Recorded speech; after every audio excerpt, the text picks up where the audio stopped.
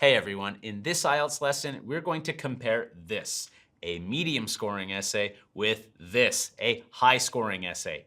Throughout this video, I'm going to show you some of the things you can do to take an essay like this and turn it into an essay like this. Now, throughout this lesson, we're going to analyze these essays against this, the IELTS Writing Task 2 criteria. We're going to cover most of the important and even sometimes misunderstood parts of the criteria in this video. But it is helpful to take a longer look at this in your own time to see what the examiners are looking for on test day. So let's take a look at the question for these two IELTS essays. Here it is.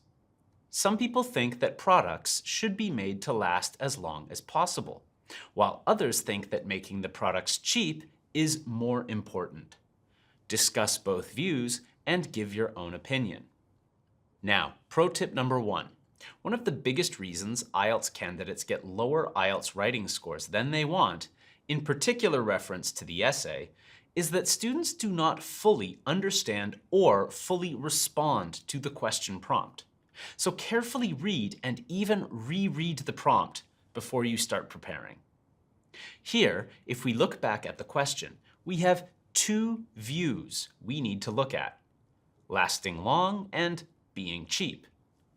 Next, we must give our opinion, and this opinion must be clear. Now, if you're looking for more sample writing questions to practice with, sign up for free at e2testprep.com. We have everything you need for IELTS preparation. Okay. Let's start by looking at the introduction to each of these essays. We'll begin by reading the medium scoring essay introduction. Here it is. Let's have a look. When buying a product, most people weigh up price versus quality.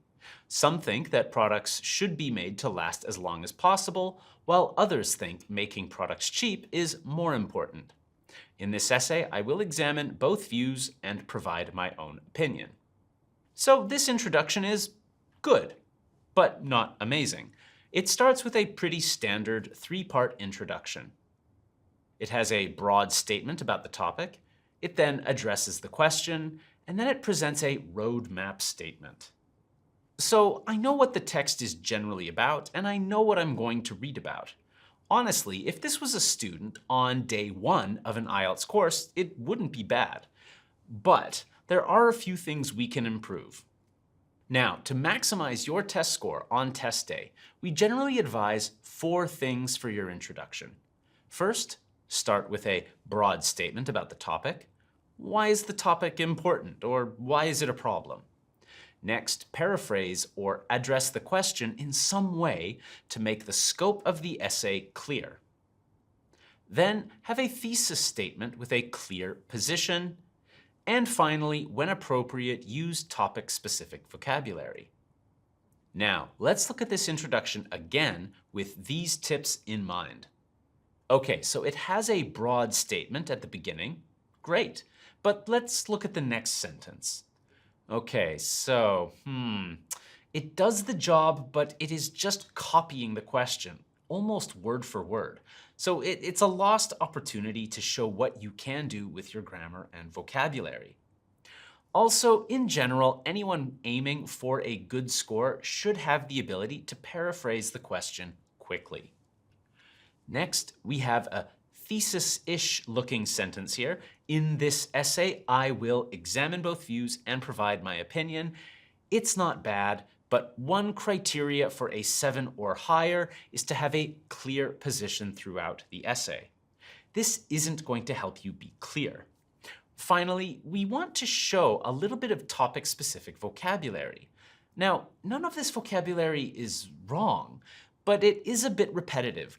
We can see here the word product appears a few too many times, and there is little topic-specific vocabulary that would help us get to a higher vocabulary score.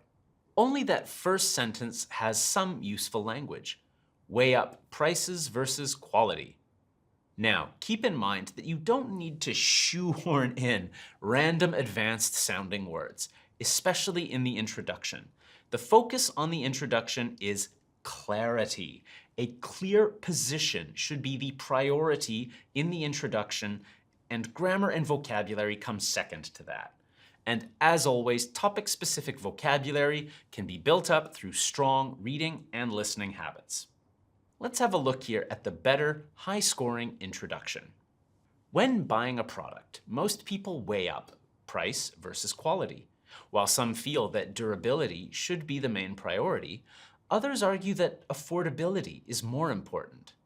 In this essay, I will examine both views and explain why I feel that companies and customers need to make responsible decisions. Great. So we've got a 3-point introduction, we've addressed and paraphrased the question, and we've got a clearer position here as well. And there is a bit more range in vocabulary. Now, the first sentence in this introduction is the same as the first sentence in the other medium scoring essay. Great. So let's look at the paraphrased question. We can see here that I've made a few changes to retain the idea and the focus of the question, and that I haven't just repeated it or made minor changes to it. This also gives me the chance to start demonstrating the use of less common vocabulary. Durability, affordability, they're great, relevant to the topic. Finally, my position is also clear. You know exactly what I'm going to say. Instead of just stating that I agree with the latter, I imply that I think both people and businesses need to be responsible, implying that durability is perhaps more important. So remember, this is why it is important to take a few minutes, at least 2 minutes, and think about your position, your justifications, and make lots of notes. Always make notes, and when you're practicing, practice making notes. If you do it when you practice, you'll do it on test day. All right, now we're going to move on to the body paragraphs. Let's start with the medium scoring body paragraph. Actually, this one is pretty bad. Firstly, some people think products should be durable. They say that products should last a long time. However, these days, some products only last a short time. If products lasted longer, it would be better. All right, again, if it were day 1 of a course, I would be happy to see some kind of structure. So it's plenty to work with. But when aiming for a higher score, there are a few things that you want to avoid, which this paragraph has failed to navigate. So they've started with a clear point. Some people think that products should be durable. However, they don't really extend or explore the idea in a meaningful way. You'll see it just kind of repeats itself. The second sentence is the same idea as the first, just with different words. The next sentence is just the opposite of the first two. And the final sentence is really kind of pointless, considering that the rest of the paragraph hasn't said anything to bring us to this conclusion. The idea does not move forward, and the examiner simply cannot give you the score that you want. Next, how well are the sentences connecting? Are the sentences holding hands? Do the sentences flow properly?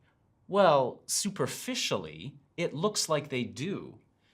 We have firstly, they, however, but since the ideas aren't really developing, the linking words aren't really doing anything either. So they are holding hands, but in a superficial way.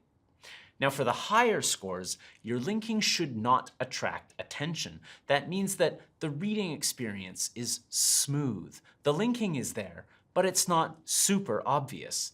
This paragraph starts each sentence with a common linking word. Now, it's not wrong to do this, but it's not really showing the capability of a skilled writer. If you have that language throughout your essay, first of all, comma, next, comma. For example, comma, finally, comma. That is classic mechanical linking and could keep your score around a 6 for coherence and cohesion. Now, do we have a range of complex sentences? Kind of. We have an if clause at the end, and some are linked with that. or an omitted that. So it's not bad, but not really showing the range and flexibility we need for a top score. It's a shame, really, because the grammatical accuracy here is generally fine, but it hasn't been put to use extending the ideas in a meaningful way. The more you focus on extending your ideas, the easier it should be for you to incorporate complex structures. And finally, again, looking at this intro, how are we looking for topic-related vocabulary? Not great. Durable and lasts a long time are great. More words like these would be ideal. Otherwise, it gets pretty repetitive. Products, products. That's not going in the right direction. And as this paragraph is super short, there's not much room for more vocabulary. Again, extending and developing your ideas opens up the need for more vocabulary. Once again, notice how everything stems from making a clear effort to state a position and then support and extend that position in a meaningful way. This is why it is imperative to make notes in the beginning. Make sure you have clear ideas and write them down because you won't remember them. Sometimes in the classroom, I won't let my students begin their essays until they've made notes for 5 minutes. Sometimes the best ideas come after a bit of time. Let's have a look at the high-scoring body paragraph 1. Those who prioritize quality argue that if products lasted longer, waste could be reduced. The longer products last, the slower our landfills will fill up. Sadly, many people buy a new phone every 2 to 3 years, regardless of need. This throwaway mentality drives more production, which contributes to environmental damage through raw material extraction, factory emissions, transportation, and packaging. If people only bought one mobile phone per decade, the negative impacts would be reduced.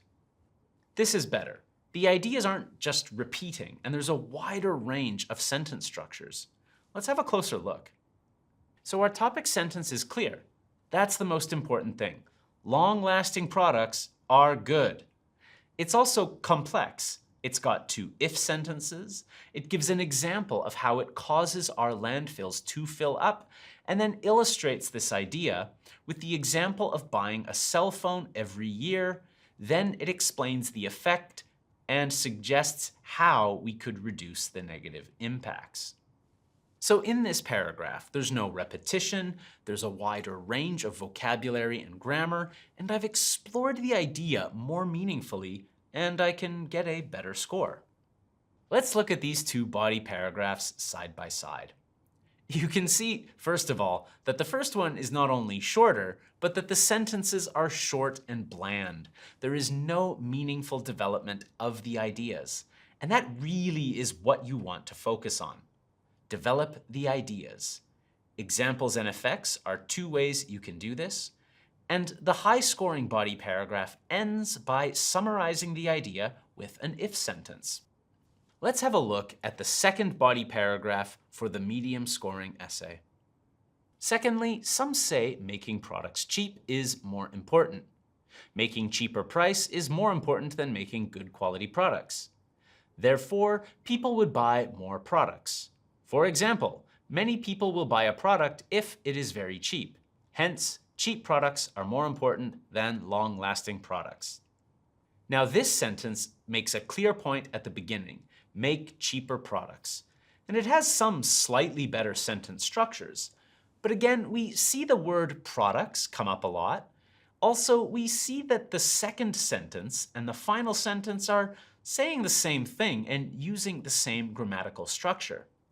Also, notice how the last 3 sentences start. It's a bit mechanical. And using hence and therefore isn't really showing great range. As always, you can absolutely use a comparative sentence or an if sentence twice in one paragraph. There is no rule against this.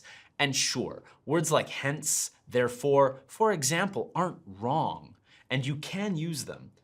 But in this paragraph, it's very mechanical and repetitive. And this could cause problems if you're aiming for a higher score. Now, let's have a look at a second body paragraph for the high-scoring essay. For others, lower prices are more important than this quality.